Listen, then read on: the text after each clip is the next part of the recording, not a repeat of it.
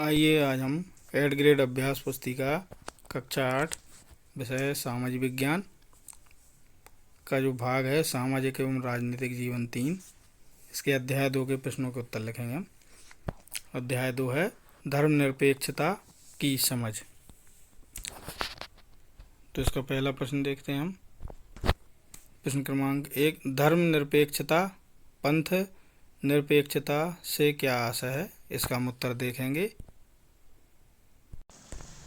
देखिए प्रश्न क्रमांक 1 का उत्तर, भारतीय संविधान में मौलिक अधिकारों की व्यवस्था की गई है। ये अधिकार न केवल राज्य की सत्ता से हमें बचाते हैं बल्कि बहुमत की निरंकुशता से हमारी रक्षा करते हैं। भारतीय संविधान सभी को अपने धार्मिक विश्वासों और तौर तरीकों को अपनाने की पूरी छूट देता है। सबके लिए समान धार्मिक स्वतंत्रता के इस विचार को ध्यान में रखते हुए भारतीय राज्य ने धर्म और राज्य की शक्ति को एक दूसरे से अलग रखने की रणनीति अपनाई है। धर्म को राज्य से अलग रखने की इसी अवधारणा को धर्मनिरपेक्षता कहा जाता है। प्रश्न क्रमांक 2, धर्म को राज्य से अलग रखना महत्वपूर्ण क्यों है? उत्तर, धर्मनिरपेक्षता का सबसे महत्वपूर्ण पहलू है धर्म को राज्य सत्ता से अलग करना। एक लोकतांत्रिक देश में यह बहुत ज़रूरी है। दुनिया के तकरीबन सारे देशों में एक से ज़्यादा धर्मों के लोग साथ साथ रहते हैं। जाहिर है हर देश में किसी एक धर्म के लोगों की संख्या ज़्यादा होगी। अब अगर बहुमत वाले धर्म के लोग राज्य सत्ता में पहुंच जाते हैं तो उनका समूह दूसरे धर्म के खिलाफ भेदभाव करने और उन्हें परेशान करने के लिए सत्ता और राज्य के आर्थिक संसाधनों का इस्तेमाल कर सकता है। बहुमत की इस निरंकुशता के चलते धार्मिक अल्पसंख्यकों के साथ भेदभाव हो सकता है, उनके साथ जोर जबरदस्ती हो सकती है, यहाँ तक कि कई बार उनकी हत्या भी कर दी जाती है। बहुमत चाहे तो अल्पसंख्यकों को उनके धर्म के अनुसार जाने से रोक सकता है। धर्म के आधार पर किसी भी तरह का भेदभाव उन अधिकारों का उल्लंघन है जो एक लोकतांत्रिक समाज किसी भी धर्म को मानने वाले अपने प्रत्येक नागरिक को प्रदान करता है।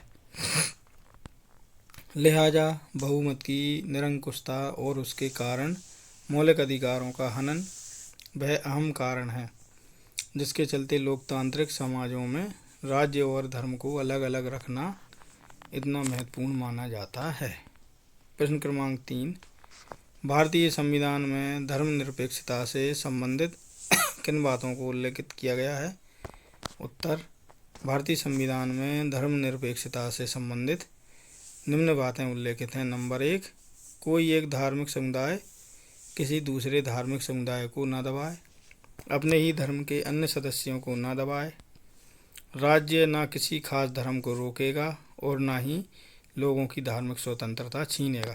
प्रश्न क्रमांक 4, भारतीय धर्मनिरपेक्षता और अमेरिकी धर्मनिरपेक्षता में क्या भिन्नता है? उत्तर, अमेरिकी संविधान में हुए पहले संविधान संशोधन के जरिए विधायिका को ऐसे कानून बनाने से रोक दिया गया है जो धार्मिक संसाधनों का पक्ष लेते हों या धार्मिक स्वतंत्रता को रोकते हों।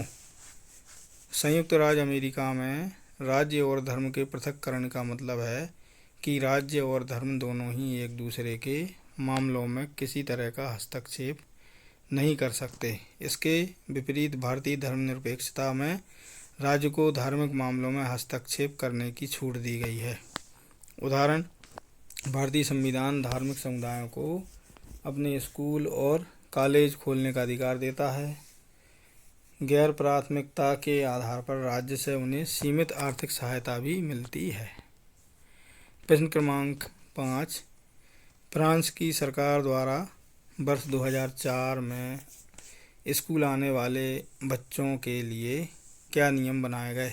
उत्तर, फरवरी 2004 में फ्रांस में एक कानून बनाया गया जिसमें यह प्रावधान किया गया कि कोई भी विद्यार्थी इस्लामी बुर्का, यहूदी टोपी या बड़े बड़े ईसाई क्रॉस जैसे धार्मिक अथवा राजनीतिक चिन्हों या प्रतीकों को धारण करके स्कूल में नहीं आएगा।